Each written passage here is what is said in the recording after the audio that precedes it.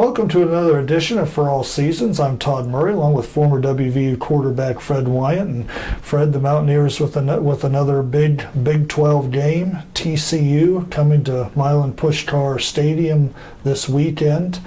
And a lot of people have been talking about WVU quarterback Clint Trickett has put up some outstanding numbers this year. What, from your viewpoint, what has been the key to his success this year? Well, I think that he's had the position turned over to him. And he came from Florida State, and he was down there in sort of the same position that he was last year here.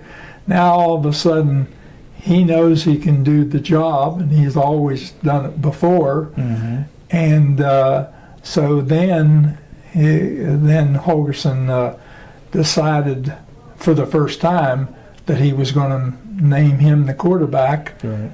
And that, in my opinion, was the turning point, because I believe that he's now, been 6 straight games or 5 of over at 300 yards. Yeah.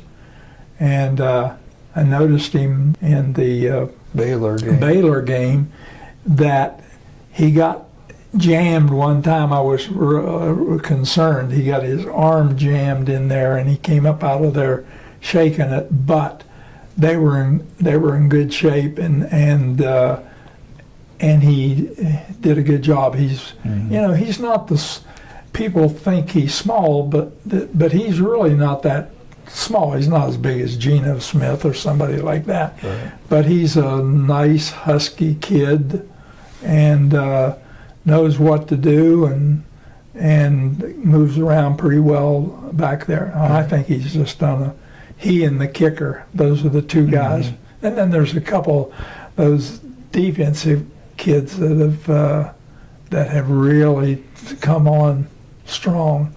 Yeah, it seems like in the last couple of years, when most of the times we've talked about the defense, it's been in a negative light here. But this defense has really stepped forward here this season and made some big plays when the team really needed it. What have you seen out of them defensively? Well, I think so. Their linebackers are pretty special, and then they've done a good job with their deep men. Their cornerbacks have been good.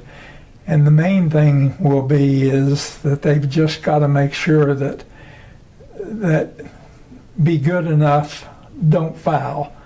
Do the job, mm-hmm. Don't foul. Because what's going to happen is they're going to need to be able to have to make that play without fouling, which they've sort of have and sort of haven't. Right.